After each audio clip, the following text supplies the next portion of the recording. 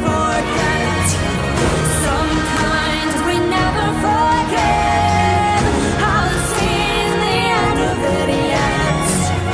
We'll fight as long as we live. All eyes on the hidden door to the lonely mountain road. We'll ride in a gathering storm till we get our long forgotten call. All right. Happy Friday, everyone, and welcome to TAC Chat 23. This is my fourth weekend in a row of actually keeping up with these. And I want to talk about how your life can change in one day, and how it can change, in my case, just in the last week. So it's really weird.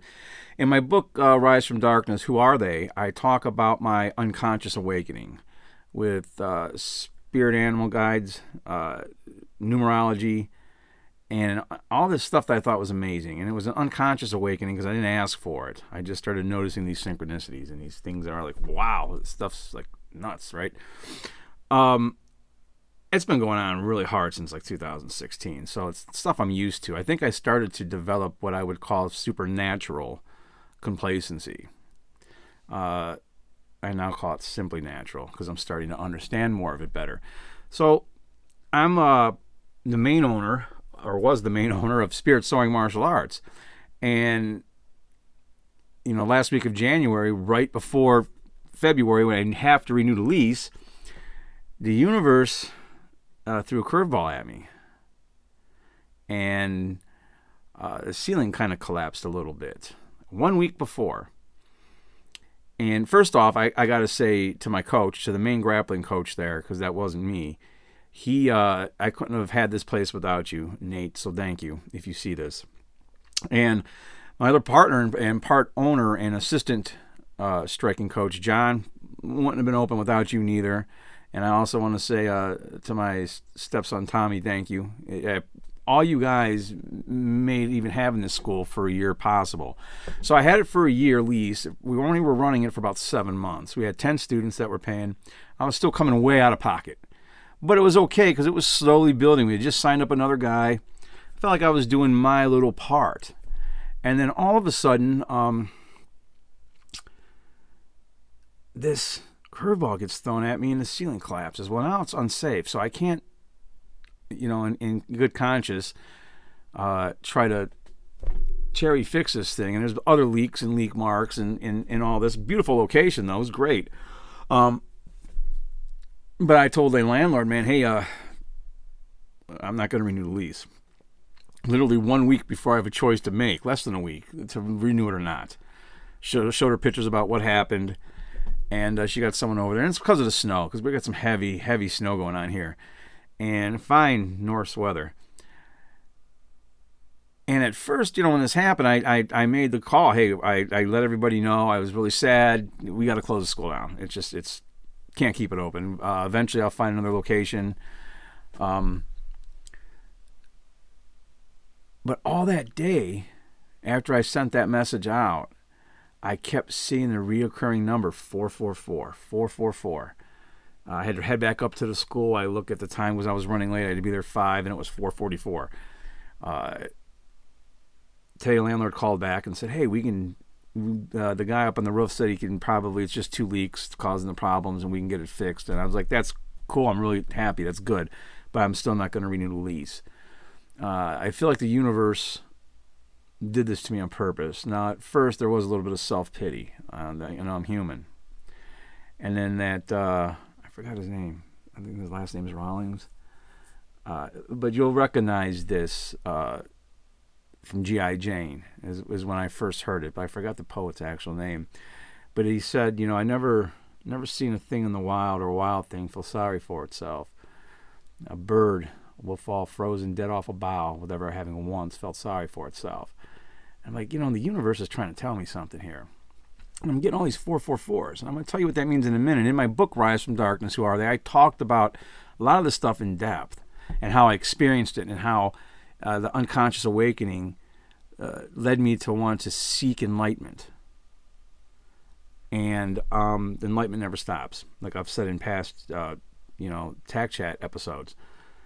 So the landlord called and I declined.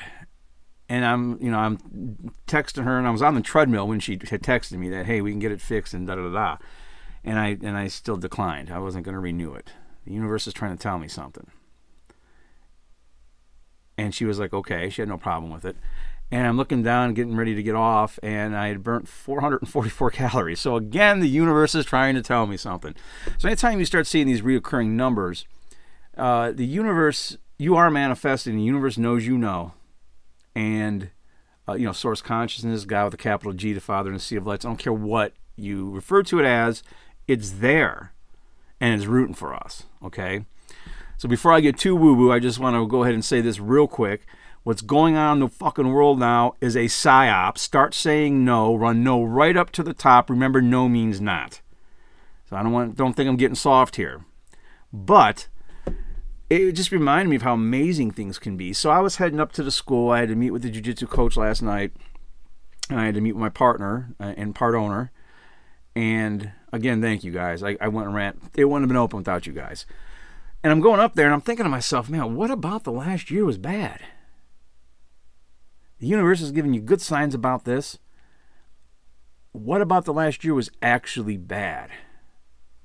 And I couldn't think of one thing. I had an injury. It taught me something. I needed to be able to re-engage public speaking and teaching. I believe the universe is calling me to teach more than just martial arts and self-defense, though. But the ability to pass on information and communicate is important. And I'd gone so long without doing it. Well, this getting back into teaching is kind of like public speaking, so it definitely helped me with that. It got my martial arts back on point. I'd spent a few years doing nothing but gun and knife stuff and tactical stuff, and really I was getting sick of it. This got me in shape. This got me back to hands-on fun stuff. That still maybe self-defense would be a cool side effect, but that's not why I do it. But it got me teaching. It got me with people. Okay, that was great. There were some selfish reasons. I made no money, but I made friends. I made what I consider to be good friends. And if I ever do open up another school, I know they'd come back. You can't put money on that or value on that. There was nothing bad that came out of this last year. And I was telling my partner about that because he was like, yeah, it's kind of sad. I'm like, yeah, it is.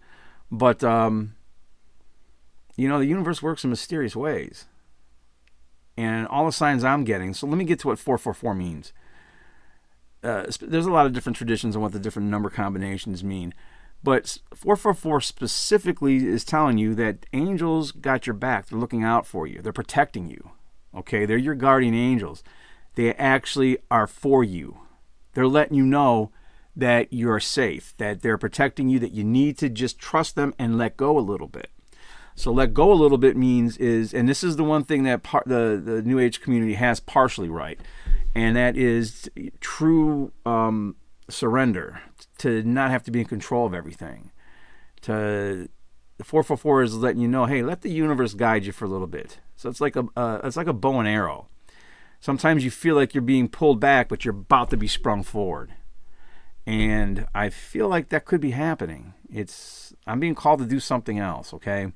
I think there's a lot of people in the world that have heard the call and are out there working in whatever way they can to help spread truth. I got a 90-day restricted account on Facebook again, so if anyone sees this, go to my page and look at my public posts if they haven't blocked them, but some people are still getting through. So I'm happy about that because that's a communist platform. But anyway, I just thought I would share that. It's not all doom and gloom. There is a higher force, a powerful force that's more powerful than man. Some people say angels, fairies, God, whatever you want to call them. It's more powerful than man. It exists, and it's rooting for us if we tune in to pay attention to it. And once you start to awakening all this stuff, you'll see it. You'll start seeing the beauty in everyday life. So I really think a lot of people are awakening. A lot of people have heard the call. Not all are answering it. I'm answering it. I really believe we are part of the mythical 144,000 that the Book of Revelations talks about, or the legendary warriors of the rainbow. And our job is to raise a consciousness of just 1% of humanity.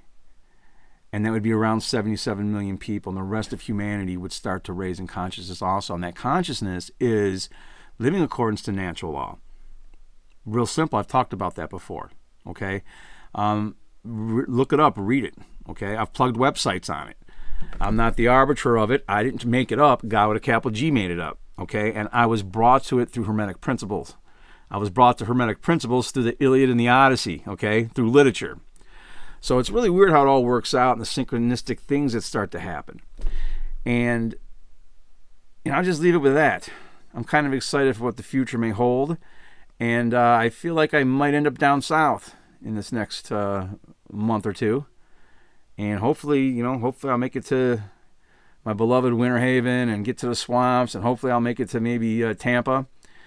That's where my grandparents are buried. That's a, kind of a weird synchronicity thing that's going on there too. But at any rate, I just wanted to pass that on to everybody and just wish everybody a good weekend. And until the next time, man, stay healthy and stay safe.